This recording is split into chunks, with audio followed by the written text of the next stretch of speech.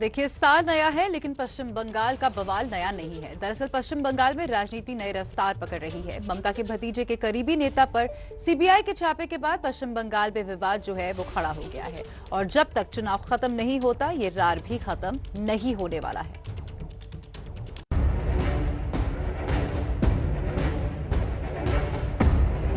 नए साल पर बढ़ी बंगाल में तकरार।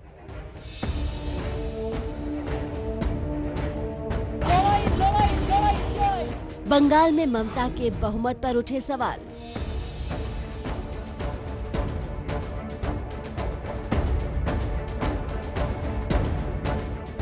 गो तस्करी को लेकर सीबीआई के छापे पर संग्राम।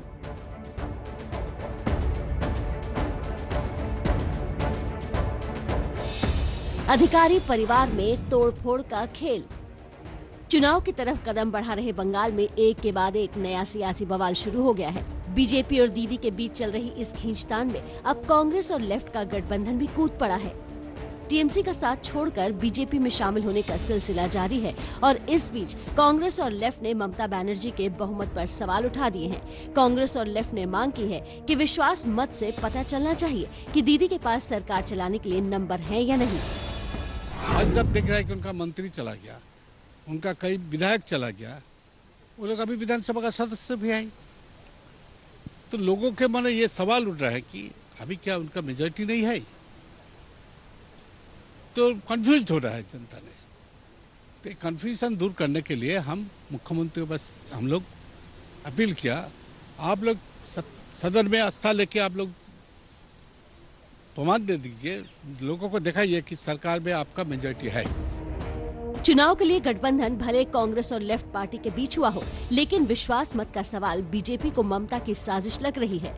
बीजेपी आरोप लगा रही है कि सब मिले हुए हैं और ये दिखाने की कोशिश है कि ममता सरकार बैकफुट पर नहीं है। वो लोग चाहते क्या है? विश्वास मत प्रस्ताव लाना, तृणमूल को फिर से ऑक्सीजन देना, विश्वास मत प्रस्ताव के माध्यम से तृणमूल को जिताना और जनता का भीतर ये वार्ता देना चाहिए बीजेपी नहीं आ रहा है, तृणमूल इस सत्ता में रहेगा। सीपीआईएम और कांग्रेस लोग इसको ठुकरा चुके हैं। विश्वास मत का मुद्दा उठाकर लेफ्ट और कांग्रेस ने एक बात तो साफ कर दी है कि भले चर्चा मोदी बनाम ममता हो, लेकिन गठबंधन इस लड़ाई में पीछे नहीं रहना चाहता है। राजनीतिक वार पलटवार की आग में घी का काम सीबीआई के इस छापेमारी ने किया है। सीबीआई जहां तलाशी ले रही है, उससे ममता खेमे में हलचल मच गई है।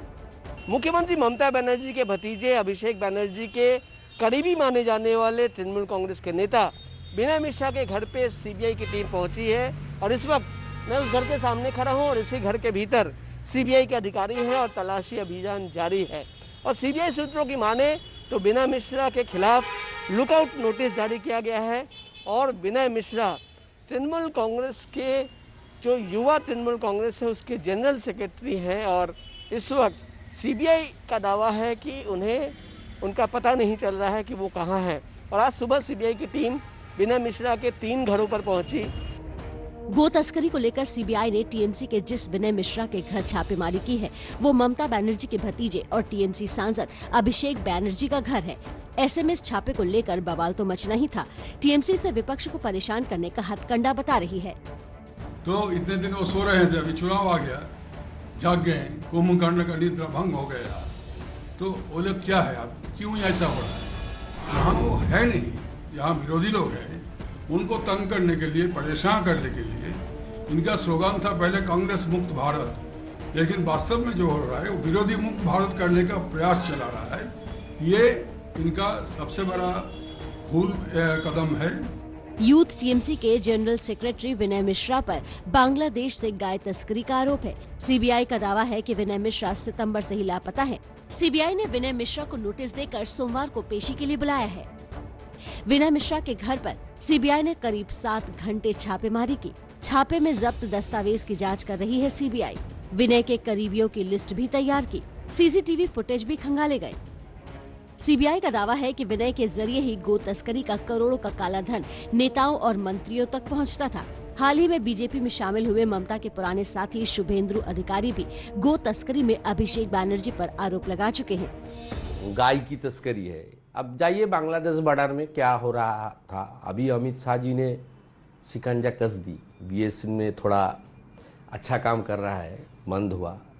अब पता कर लीजिए, सब आदमी को, एक आपका ऑटो वाला से लेकर common people, down trodden people को पूछ लीजिए कैसे कैसे बंगाल का हालत है, कौन कर रहा है। सिर्फ शुभेंदु अधिकारी ही नहीं, उनका परिवार भी चुनाव में सुर्खियों में चल रहा है।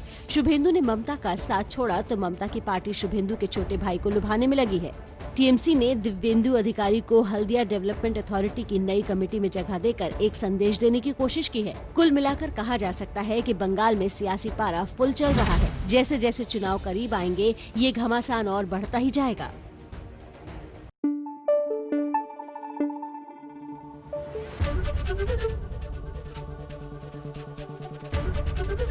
एबीपी न्यूज आपको रखे आगे।